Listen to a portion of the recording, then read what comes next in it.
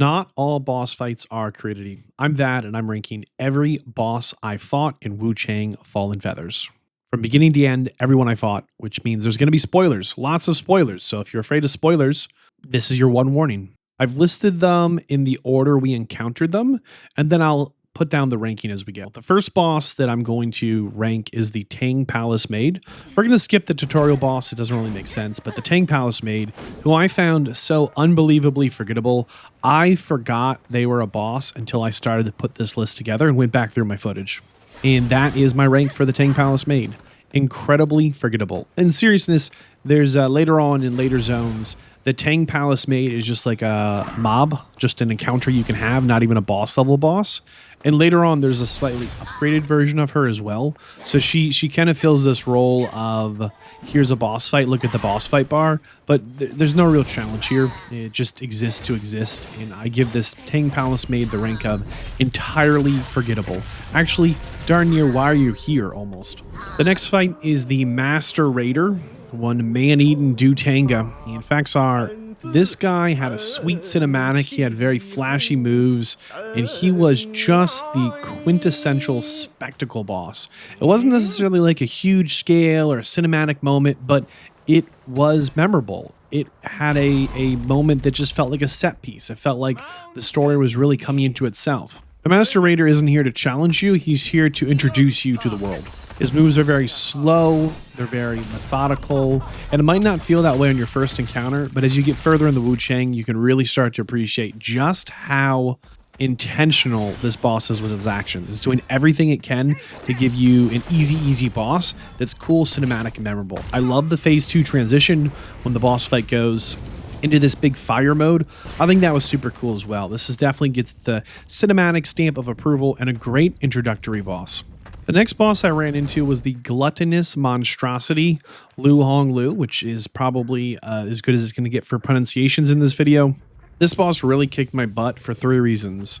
Number 1, it just was a lot to deal with this early on. We just don't have that many moves or skills or potions, and it felt really intimidating. And number 2, the run back was absolutely insane, as I was running back from one shrine further away than I had to, which I did not realize. I found this big building that was on fire, and I kicked down a tree to get into it, and I was like, I don't want to fight whatever's in there. It's going to be some new boss. So I stumbled into this one first, and this boss was a real butt kicker. And I would give this boss the rank of yuck. This boss had maximum yuck factor. The entire arena looks sticky and gross. The boss has all these moves that makes you go, oh, yuck. This boss gets the rank of the absolute yuck monster. The next boss I fought was the Feathered Priest. This was a great fight because we had a friend with us, and I really enjoyed having just a second character in the room, as this was definitely one of those fights that made me go, this is kind of obnoxious, as the boss would float around in the air and then hit you with these big AoE and have this massive, nasty status effect build up that would really mess you up. It was definitely a frustrating fight, but having an NPC join in the fight really made it feel more manageable. And I would rank this fight in the headache material, as it's not designed to be impossible, but it's so early in the game, we really have very few tools at our disposal, making this fight very challenging. I think on a future run, like a New Game Plus, this would probably be like an absolute just cakewalk. It just gets smacked in 2 hits. As facts are, when we first encounter it, I really was just a little like, man, we don't hit very hard. We don't have a lot of potions. Our stamina's low. We only get like 1 or 2 dodges, and we don't do a lot of damage. Like, it's just a tough fight, and then the boss just flies up in the air and starts poison bombing you. I'm like, all right, thanks, guy. And you can't hit him when he's in the air, you know? The next fight was the Blight Weaver Great Centipede. And this definitely fills a cinematic role where it's got this sweet intro and this big, monstrosity comes down to fight you. And for some reason, this boss thought, hey, the last boss was annoying. I know how to be more annoying. I'm going to go underground and tunnel. I'm going to get a laser beam. I'm going to do all kinds of just wacky stuff that's going to mess you up. And I don't feel like this boss was as tough as it was intimidating, as this was the type of boss that would really punish you if you were button mashing. And again, our resources are pretty limited right now. Like, you can probably dodge 3 times, maybe 4. But if you dodge, like, you're not going to get to swing your sword. So managing your stamina was still a pretty big deal here. And in addition, this boss hit pretty hard, and it was at the end of a really challenging zone. The zone to get to the Blight Weaver Great Centipede, I really struggled in. It was just a place where you never felt like you were making forward progress, even as you continued to journey through the levels. I mean, just getting to this boss felt like more of a challenge than this boss. I ranked this boss a gatekeeper boss, where the story can't progress until you beat it. And if you made it this far, you've kind of committed quite a bit of time, as this is actually pretty far into the game as far as like time spent for me, where I got to some of the earlier bosses on this list kind of inside the first 120 minutes, the first 2 hours. But this one I was well past the 2-hour mark and pretty far into things. The next boss on the list is the Reborn Tree Ant, the Soulwood. This boss had me really upset because right before we got to the zone, or right into the zone with the boss, we got a big pop-up and it was like, hey, just so you know, wood burns and trees are allergic to fire. Don't forget to use fire if you see a big tree enemy. It gave us this like super heavy-handed tutorial pop-up, which meant I instantly put on my fire pots and just threw fire pots at this boss. This boss was absolutely unforgettable. And by unforgettable, I mean I only remember it because of how upset I was in that tutorial pop-up. Let me experience the boss and be challenged. Instead, you tell me, bring fire pots, and here's the boss. And again, I'm multiple hours in. It is so late in the game to be giving me tutorial pop-ups and suggesting to use wood on fire, or fire on wood, I meant to say. Yeah, okay, fire on wood. Why not? Yeah, that makes sense. It burns. Of course it does. I think the challenge for this boss comes down to that you ignore the message and not use fire, or were you a little under level because you've been skipping some of the mobs as you run by. Ultimately though, the Reborn Tree Ant, just not memorable. I had a small flashback to Dark Souls 3. High Lord Wolnir was this big skeleton down there, and he kind of reminded me of that because they were both a little bit stationary with some scary moves. But if it wasn't for the Dark Souls 3 boss, I would forget this boss even quicker. Next boss on the list here is the Tang Palace Maid version 2.0. This one was kind of fun because you walk into a building and the door locks behind you and the boss is like, ha ha ha, fight, and like just attacks. And it's just like the Tang Palace Maid from earlier, but this one is in the middle of a big palace. So we've been journeying kind of up a mountain and into this palace and fighting through the bandits that have been taken over and the monsters that have been infected with the plague. And all of a sudden we're in the room and it locks and the door shuts. So I'm like, oh, it's on now. And then it's the Tang Palace Maid. She's got some new moves. She's very flashy, but she's not really designed to beat you up. She's really designed just to kind of be iconic. I think there's something special about the encounter, the location, and kind of a rematch, right, of a boss that you probably beat up before, and here's her turn to try again, you know? I think it was a lot of fun with this boss.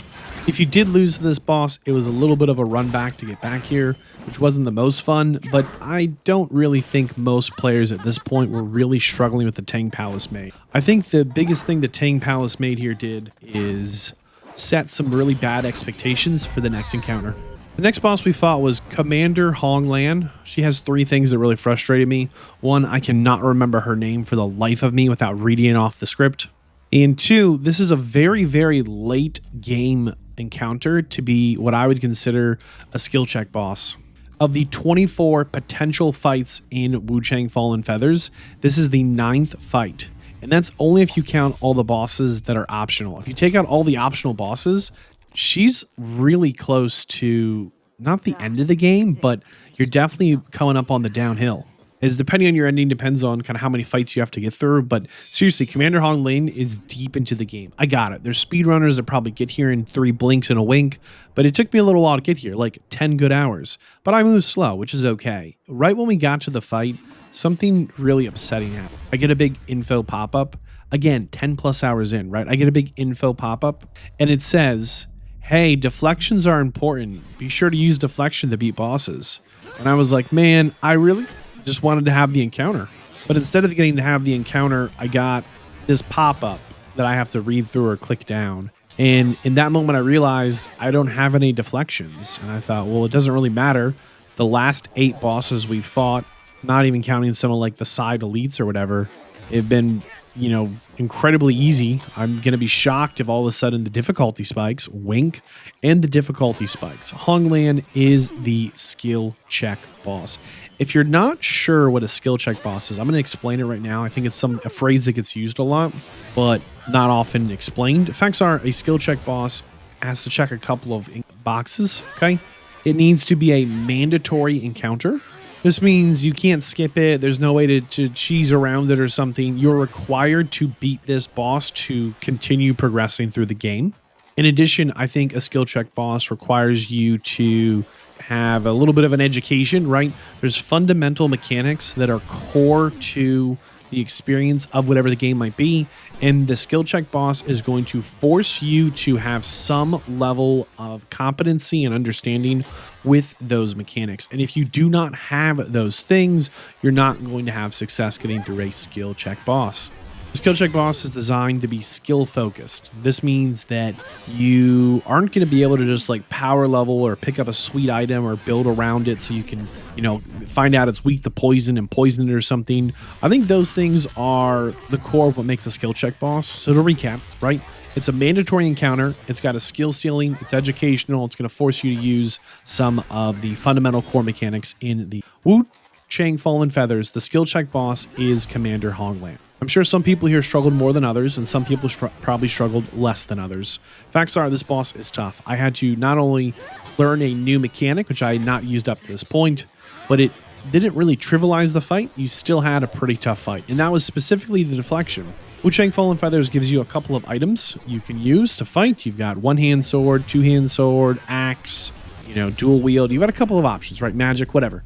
And the only one, or not all of the weapons can do the deflection, and add insult to injury. You have to spend your skill points to go up or across or down the skill tree, and then go and spend more points to unlock the deflection. It's not a default skill anyone has. Not all the weapons have access to it, which means you can get to this boss and have been using a weapon you like and not have access to the deflection. Can you get it done without deflection? Yes, absolutely. It's significantly harder in my experience, which means you probably had to respec your build or change your item. And both those things, not very fun. That insult to injury, Commander Honglan moves quite literally at twice the speed of any boss we've seen. They clear distances in twice the time. They can hit you from twice as far away. They have more tools in their toolbox than any other boss we've fought so far. I would actually consider Commander Honglan, we're going to give them the ranking of the toughest boss in Wuchang Fallen Feathers that I fought. I think there's other bosses that are later on that are objectively around the same difficulty as far as how many moves, how hard they hit, how advanced you can be. But every boss after this, you only get more tools in your toolbox. And because of that, they are easier. This boss comes at a very, very challenging time where you've got some levels and you're feeling good.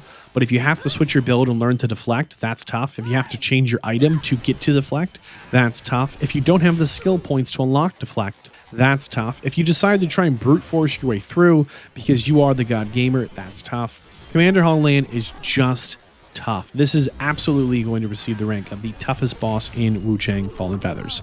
There's no good cheese. There's no good build. There's only you and the boss. Either you beat this boss and move on, or you give up.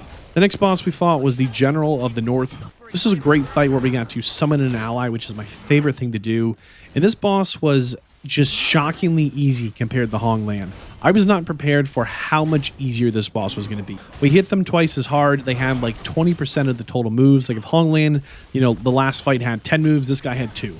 If Honglan could hit for like 10 damage, he hit for like 5. He was just an absolute just paper doll in comparison. We're going to give the General of the North the ranking of absolutely forgettable. Put him on the snack fights. Why was he too easy and too underwhelming? And you can say, Vadd, you had a summon. You had a friend help you. Yeah, of course I did. I'm not an idiot. I'm working with all the tools in my toolbox. Relax. This is not a tough fight. It's not designed to be a tough fight. It's designed to be kind of a showy fight. And I definitely kind of thought to the Sekiro boss. Early on, you fight a boss on a horse. I think he's like Jobu Oniwa or something. And he had to do a whole bunch of deflections, and he kind of spun around and threw his spears in the air. He had some really cool stuff. I was a big fan of that fight. I thought that was a really fun fight. And he kind of reminded me of that with his arena and some of his moves where he kind of shoots arrows in the air and kind of comes down on you. But ultimately, I would definitely give this the ranking of a snack fight. Just too easy and too underwhelming. The next fight was Ming General Liu Chengyi or something. I mean, this guy was a menace. Every time I went to swing through this guy, he had some creep to his game, and he could absolutely ghost through my attacks. I couldn't touch him. I just could not touch him. Everything he had a frost build up. And then I remembered that I learned the deflection skill, and I started to deflect, and he would just frostbite you through the deflection. He would just absolutely ruin your whole day. And you just couldn't hit him. He had some kind of like stutter step where he would like phase through reality and sidestep as you tried to hit him. Like you could not hit him. Actually, it got, if I'm remembering correctly, this got patched. So he had some kind of an issue where he just could not be hit. Suffice to say, I ended up switching my build a third time, which I did not want to do, to get a skill called, I think, Crescent Dodge. It gave you a way to reposition your character, which you really badly needed versus this guy. I would definitely give this guy a challenging but fair ranking once you figured out how to actually land your hits and or the patch went through and or you stopped trying to deflect things that couldn't be deflected or dodge things that couldn't be dodged. You know, he was not here to give you an easy time, and he had a really tough run back. That you had to go through some cannons, like I think a minefield, there's a dog, a guy with a spear, a bow, a snowstorm, and a bridge. Like, he really was the quintessential, you know, I went to school uphill both ways boss. And I would give him the rank of challenging but fair, with the hardest part of this fight being learning the fight and not getting too upset, because it is super upsetting for me to swing my sword, watch it connect, and watch this boss just phase through reality, especially knowing that I have a long red run back and I died to some frostbite buildup. The next fight on this list is the Mistress of the Night. I think this boss receives the rank of the most annoying boss so far, where it was really an endurance test. There wasn't really a skill check, it wasn't the most cinematic, it wasn't really forgettable, it wasn't much of a spectacle, it didn't feel like a main villain. This character almost came out of nowhere, and ultimately you had to get past him. It's a mandatory story fight, and they were annoying. They had a number of just gap closers that just felt unfair. They had a number of iframes that felt super weird. All of a sudden, the boss is in the air, flying around. You can't touch them. They're dive bombing you. And I swear, if I tried to drink a potion, her attacks would get a little bit of a speed boost. Every time I tried to drink a potion, she would insta-jump me with some move. The input reading here felt unreal. The transformation was cool into this giant fox. I did like that, but at the same time, it added time on an already annoying fight with a boss that just could close distances you didn't think were like... She's a humanoid character, and she's like, I would just Spider-Man my way across the room onto you, and all of a sudden she's there blasting your face, and then she's in the air as a giant fox, and you're like, okay, when is it my turn? When is it my turn to fight? I definitely give this the most annoying fight we fought up to this point. After that came the perfect bride fight of Fang Ling, and just when I thought the fights couldn't get more annoying, the Wuchang devs proved me wrong. This boss has just an absurdly long attack chain that clears almost the entire arena, has several very similar attack patterns where sometimes they go for a swing and other times a stab, and both of them have a, nearly identical animation.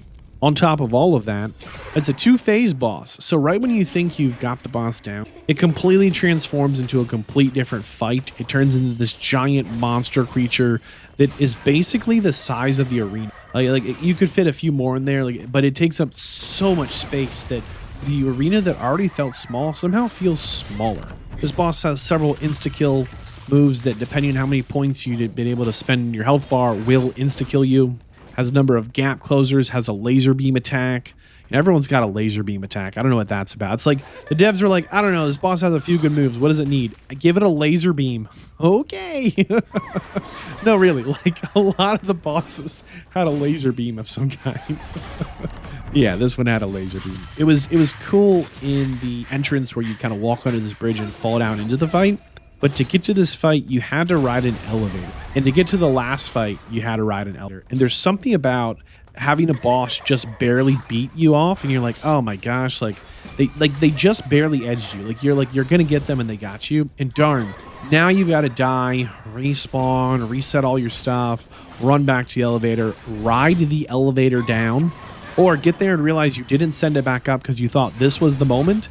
And so then you have to pull the lever, wait for the elevator, get on the elevator, ride it down, remember to pull the lever to send it up, because now you're like, well, I guess this isn't the one. And now you kind of feel defeated, like, well, I should have more confidence, so I'm going to pull the lever, bring the elevator back. I'm not going on this thing again. You go in there and find out, like, you just happen to get caught up in a grab attack that insta-killed. Or you didn't realize that she has 3 slashes and 3 stabs and then the laser. You're like, oh my god. Like, this boss just somehow, I thought the last boss couldn't be more annoying. This boss was even more annoying. Here's the facts. At this point in the game, we have so many cool moves, We don't get to use them because we spend all of our time dodging to use our one attack we can possibly weave in between the combos. And a lot of this fight was just endurance, just waiting for your turn to take your swing. Because darn, this boss wasn't really oppressive, but the combo chain was really long and the run back was really long. And this fight just wears you down, where you start making silly mistakes. And as soon as you get through it, this is actually the first boss that has a dedicated, up to this point, has a dedicated full-on, here is the second phase, I've changed forms, here's another full health bar. And you think that would like raise the difficulty, but I think if anything, it just made this boss more annoying, as the second phase I felt like was the weaker phase. The next fight was the Southern General, and this dude had a crazy long run back versus a lot of enemies. You had to go up and down a couple of ladders and stairs, and then you finally get to him, and if you messed him up, he would just lightning stomp you. So much lightning stomping, all the lightning stomping. And I would give this boss the ranking of frustrating but cheap. I think this boss was just frustrating, but kind of a cheap boss because he didn't hit too hard depending on your build, and he took a lot of damage depending on your build. Like he's a mandatory boss, you got to fight him, but he's also like not here to beat you up. He's just here to fill a boss slot spot. And that's kind of frustrating. I felt like we could have skipped this guy. I think there maybe should have been some story for him. He was kind of a cool fight with his like lightning and gun and everything. He's the first boss that like had a little pistol and shot you and stuff. But I wanted more story buildup. It's so weird how some of these bosses had dedicated cutscenes or didn't, or only had dedicated cutscenes for like the second phase. I just could not figure out, is this guy just a side character? You know, I just found him kind of frustrating and cheap. I didn't really get like, why are you here? What are you about? Like, what's going on? Why am I fighting you? And then like you're kind of like distracted and he lightning bolts you 3 times. You're like, okay, my bad. I gotta focus. And then as you're saying that to yourself, you're like going down the 2 ladders, running past the enemies, climbing up the steps, trying to get back to the fight. He was frustrating but cheap. That's his official role. The next boss was the Bow Sorcerer. I thought this boss was super cool. She's got cool moves. They're so flashy. They're very cinematic. The arena I love so much. This giant kind of like still lake. There's one tree you can hide behind when she throws tornadoes. And you can even summon in a friend, which is my favorite thing as well. That being said, this is an endurance fight. You're going to spend the whole fight dodging for your one chance to attack. She's got a lot of iframes where she flies in the air. She has very, very long combo chains that cover absurd distances. And ultimately, this was a memorable fight. The arena, the location, the combinations of her moves, like this was a cool flashy fight. It was very cinematic and it felt like a real big story moment, and it's a completely optional encounter that I don't recommend bothering with because it's just an endurance fight. You will be dodging 0 to 12 times for you to get 1 hit in on a regular basis. If you're fighting too close, her moves change. If you fight too far away, her moves change. You gotta kind of fight her at a middle distance and bait out some of her attacks, and then she's felt very manageable. Ultimately, the Bow Sorcerer gets the rank of iconic. I think this was a memorable design. I think there's got to be some story relevance here as well, and I think this was an iconic fight to say the absolute least. Next up is the Fierce Tiger. I hated every second of this fight. Not because it was too hard. I felt like I might have been a little over leveled. And we could summon in some friends, which was super cool. But the Fierce Tiger just, there's something weird with the hitboxes, where I felt like I was taking chip damage, or he has a few attacks that look like he's just kind of like moving, but they're actually like full on attacks about to blast you. It doesn't seem like it's an attack. Like if a guy with a sword pulls his sword above his head and swings it down at you, you're under attack. But a tiger like moves in your direction and it's an attack. He's got these AoE attacks as well, where it's not just his body, but I think it was lightning he called down or something. And this was just a fight that, I think this fight's going to catch a lot of players. I think depending on your build, this guy's going to stomp you. I think some builds are going to have a lot better chance versus fight than others. And if you don't use the summons and you've got the wrong build, I think this fight could really, really challenge you. I really wish this boss had a little more narrative around them, as all of a sudden there's a bunch of NPCs as we walk in who are like, hey, what's going on around here? I'm like, oh my gosh, I don't know. What are you doing? And then there's this huge cinematic cutscene. There's this like iconic pillar you see up in the sky that you make your way to, and he comes out of it for the fight, and none of it's ever explained. Or if it is, I completely missed it. Ultimately, this boss receives the rank of painful. This was a painful fight. It was just tough. and it was intimidating, and so many things hit me that I thought never should have, and I hit so many things that just weren't there. This boss just runs around like a crazy person. I just feel like I spent half the fight chasing him, getting hit and healing, and then chasing him for my chance to hit. This dude just does not sit still. This boss receives the absolute rank of painful. Painful. At the very start of the game, we fight this monstrosity. It's called, I think, by Crew. And the next boss we fought was that boss later on in its full version. This boss had so much health bar, it was just crazy. I felt like I hit this boss, for every other boss up to this point, if I hit them like once, an equivalent number of hits on this boss was like 10. I kept beating on this boss, and it just wouldn't do anything. I just kept hitting the health bar, and not only was this boss super tanky, maybe the tankiest in the whole game, but in addition, we could summon in a friend, which I really liked, but it had so many like chip damage. You kind of be near it, and it wouldn't be swinging at you, but it kind of like be positioning the swing, and it would be chip damage. It had all these little moves that would actually like hit your health bar, where I felt like it just should not have. This fight wasn't really an endurance fight. It was really kind of a story fight.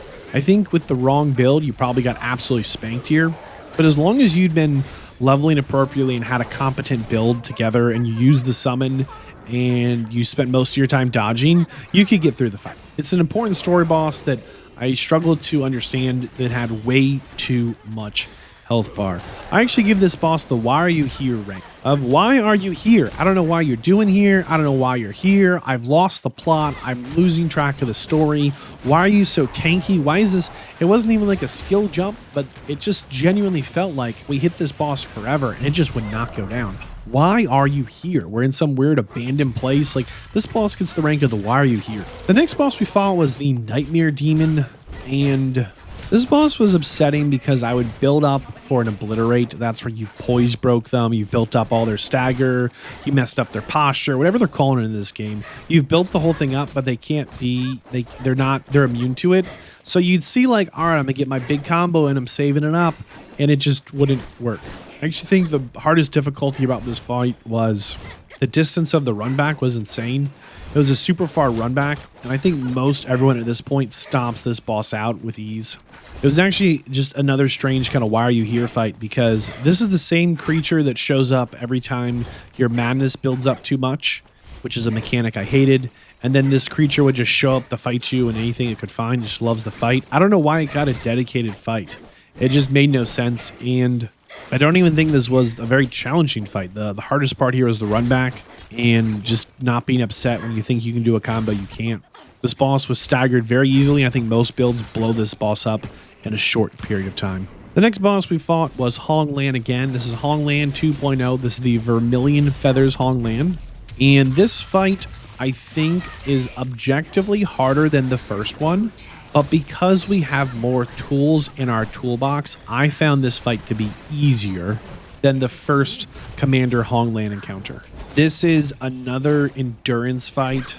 This boss has very long chain combos that are going to stretch the whole arena. The arena, to me, felt like it had invisible walls, and you're going to spend more time managing your stamina than you are your health bar. I don't think this fight was unfair as much as it was unreasonable. I don't think there's anything fun about dodging 15-20 times to get your one chance to hit.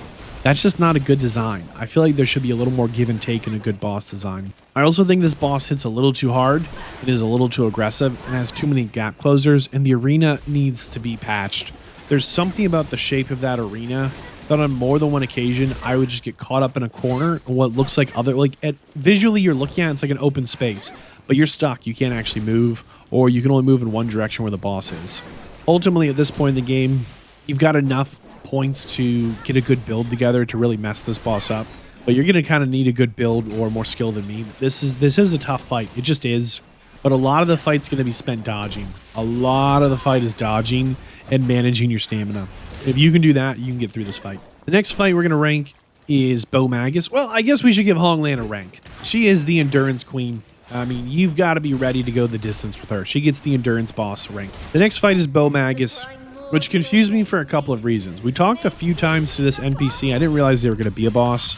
And depending on what ending you get for your journey, this could actually be the last fight of the game for you. So if you say certain things to certain NPCs, this is the final boss for you. So it's a very climatic moment either way, as it's kind of a big deal. It's someone we've met, and we already fought a bow sorcerer, and if you've been following the plot, you know the people of the bow, B-O, not only do they stink, but also they're the one the plague kind of has.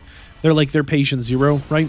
Bow Magus as a boss was the biggest disappointment in all of Wuchang Fallen Feathers for me. This boss gets the rank of disappointing, annoying, all the other negative things I could say. I expected this is a main story boss and potentially the final boss in the game, for depending on your ending you end up with. And there's no cinematic cutscene at all. Instead, the boss has just a number of annoying mechanics. I'll list them off in short order. Incredible amount of iframes, gap closers, and invincibility shields, and a number of attacks that you just can't do anything about without dodging. She also summons in enemies that will come in from off-screen behind you, crawling on the ground, and giant enemies swinging giant hammers. She can close the entire distance of the arena by teleporting behind you, or using a spear that'll grow in length as she swings it towards you. All these mechanics together make her the most annoying boss in all of Wuchang Fallen Feathers that I fought up to this point, where every time I thought I fought the most annoying boss, Bow Magus takes the cake. She's the queen of annoying. There's nothing fun about hitting on a boss while they have an invincibility bubble. You're just hitting that bubble, waiting for it to break so it's your turn, and as soon as you break that bubble, she flies up into the air. She stands up there and she chants. She has a little spell, lets you know you suck, she's a winner, you're the loser, blah yada yada, and then she throws down her big blast that if it catches you, it's a one-hit KO. Then she gracefully floats down, and it's your turn to try and hit her before she summons in some ankle biters. Or resummons her shield. And maybe you took a little bit of damage, so you thought you could heal, and she just teleports behind you. You dodge 3, 4, 5, 6 times, and all of a sudden she swings her sword the whole length of the arena. I don't think this fight was actually hard. I don't think this fight was difficult. I've listed a bunch of mechanics that sound really nasty because they were, but up to this point, if you got through all the bosses to get here, this is not the toughest boss you will have fought. This will be an annoying boss.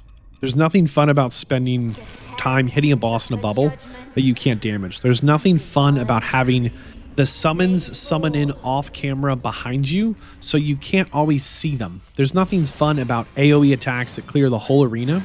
There's nothing fun about a boss fight where you have to stand around and wait for them to float to the ground while they chant at you. And I was disappointed by the lack of a cinematic moment here, where instead you run into the arena and she just kind of floats down. I really expected there to be something more in the build-up or the climax or the end, but Bow Magus receives the rank of disappointing, the rank of annoying, and the queen of just not fun. This is not a fun boss, and I think other people might think like, oh, it's such a cool design. I loved her giant sword. I love the bubble. She threw that big spear at me. All right, bro.